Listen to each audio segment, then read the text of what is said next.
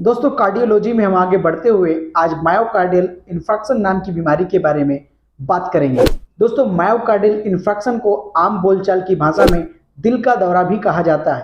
दोस्तों आए दिन हम सुनते हैं कि किसी व्यक्ति की मृत्यु जो है दिल का दौरा होने की वजह से हो गया।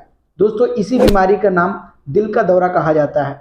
आज मैं आपको मायोकार्डियल इन्फार्क्शन नाम की बीमारी का कारण बताऊंगा, लक्षण बताऊंगा और निदान बताऊंगा तथा इसका उपचार बताऊंगा। इसलिए यह सारी जानकारी लेने के लिए आप वीडियो के अंत तक बने रहें, क्योंकि आए दिन लगातार लोगों को हार्ट अटैक हो जाता है और डॉक्टर के पास ले जाने तक का समय नहीं मिल पाता। ऐसे में ऐसी जानकारी का होना बहुत आवश्यक है। अगर आपके पास यह महत्वपूर्ण जानकारी होगी तो आप किसी न किसी की जान बचा सकते हैं और खुद की भी जान बचा सकते हैं। दोस्तों इसी कड़ी में हम आगे बढ़ते हुए बात करते हैं कि मायोकार्डियल इन्फार्क्शन क्या है। दोस्तों ऐसी मेडिकल स्थिति जिस कंडीशन में आपके हार्ट को, उसकी मांसपेशियों को भरपूर मात्रा में रक्त की आपूर्ति ना हो पा रही हो, रक्त की आपूर्ति बाधित हो रही हो। रक्त की आपूर्ति किस किस कंडीशन में बाधित हो सकती है वह हम इसके कारण में जानेंगे। फिर भी मैं एक दो कारण बता दे रहा हूं। हो सकता है कोलेस्ट्रॉल की वजह से या खून का थक्का जम जाने की वजह से आपकी कोरोनरी आर्टरीज से जो है आपके हार्ट तक रक्त की सप्लाई ना हो पाने से आपकी हृदय की कोशिकाएं डेथ होने लगती हैं। ब्लड के द्वारा ऑक्सीजन और न्यूट्रिशंस की सप्लाई होती है। इस वजह से ऑक्सीजन और न्यूट्रिशंस भरपूर मात्रा में ना मिल पाने की वजह से आपकी कोशिकाएं डेथ हो जाती हैं और परिणाम स्वरूप आपको हार्ट अटैक आ जाता है। दोस्तों ऐसा कंडीशन कुछ समय के लिए भी बन सकता है। इसको एक्यूट मायोकार्डियल इन्फार्क्शन कहते हैं, जो कुछ समय के लिए ही होता है और उचित समय रहते 8 से 12 घंटे के अंदर अगर हम इस स्थिति को ठीक करवा दें तो हो सकता है कि आप हार्ट अटैक से जो है बच जाएं और मायोकार्डियल इन्फार्क्शन नाम की बीमारी से भी बच जाएं। जब भी मनुष्य को हार्ट अटैक आता है तो वह किसी न किसी बीमारी के कारण आता है। उसमें से एक मुख्य बीमारी मायोकार्डियल इन्फार्क्शन भी है और अन्य बीमारियों के बारे में मैं आपके लिए अलग से वीडियो बनाया भी हूं। आप हमारे वीडियो में जाकर के, हमारे चैनल पे जाकर के देख सकते हैं और अन्य वीडियो, अन्य बीमारी के बारे में मैं आपको अगली वीडियो में बताऊंगा। आज का हमारा टॉपिक मायोकार्डियल इन्फार्क्शन है। अगर उचित समय रहते इस बीमारी का इलाज कर लिया जाए तो आप जो है हार्ट अटैक से बच सकते हैं। दोस्तों बात करते हैं कि पुरुषों में या महिलाओं में ज़्यादा किस में देखा जाता है। तो दोस्तों जो है महिलाओं के मुकाबले पुरुषों में मायोकार्डियल इन्फार्क्शन की बीमारी अधिक देखी गई है। और इसके बाद अब बात करते हैं इसका लक्षण क्या होगा।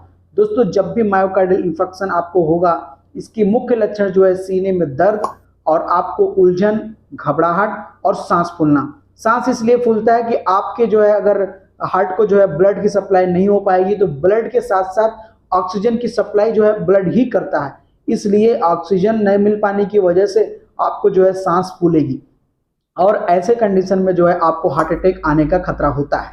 दोस्तों इसी के साथ बात करते हैं कि इसके कारण क्या होंगे। दोस्तों कारण भी जो है आप जान लीजिए, किसी भी कारण से, ऐसा कोई भी कारण जिसकी वजह से आपके हृदय की रक्त की सप्लाई में बाधा आ रही हो, ऐसा कोई भी कारण हो सकता है। पहला कारण कोलेस्ट्रॉल, दूसरा कारण हाई बीपी, तीसरा कारण किसी एक्सीडेंटल केस के दौरान, चौथा कारण किसी ऑपरेशन के दौरान, और भी बहुत सारे कारण हो सकते हैं जिसकी वजह से आपके हृदय को जो रक्त की सप्लाई है वह बाधित हो रही है। तब ऐसी स्थिति बनती है और तब आपको दिल का दौरा होता है। अब जानते हैं कि इसका निदान क्या है। आखिर किस प्रकार से आपका डॉक्टर अंदाजा लगाए और किस प्रकार से वो कंफर्म करे कि आपको मायोकार्डियल इन्फार्क्शन ही है। तो सबसे कम खर्चे वाला जो चीज है, जो निदान है, वो ईसीजी है। ईसीजी के द्वारा आप तुरंत पता लगा सकते हैं कि आपको मायोकार्डियल इन्फार्क्शन हुआ है। दोस्तों ईसीजी करके मैंने भी अपने कई मरीजों का जो है पता लगाया है और एक ही बार में पता लग जाता है, ज्यादा खर्चा भी नहीं होता। इसके बाद भी और अधिक कंफर्म करने के लिए आप 2D इको भी करवा सकते हैं।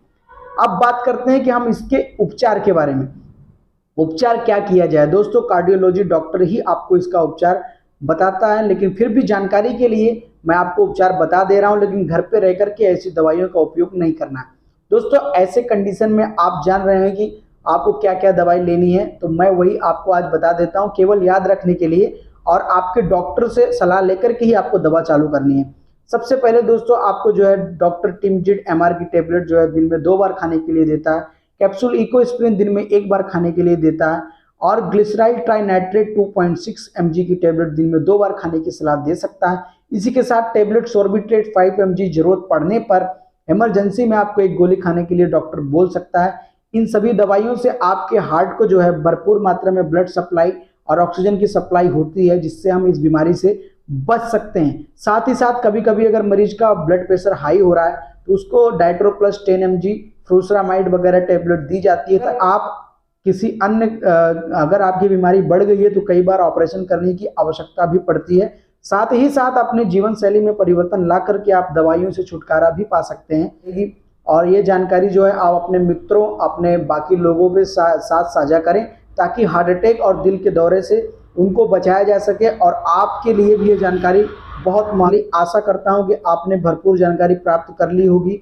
अगर आपको अन्य कोई भी जानकारी पूछनी है तो आप कमेंट करके पूछ सकते हैं। हमारे चैनल को सब्सक्राइब करें ताकि अधिक से अधिक जानकारी मैं आप तक पहुंचा सकूं और सारे नोटिफिकेशन आपको सही समय पर मिल सकें।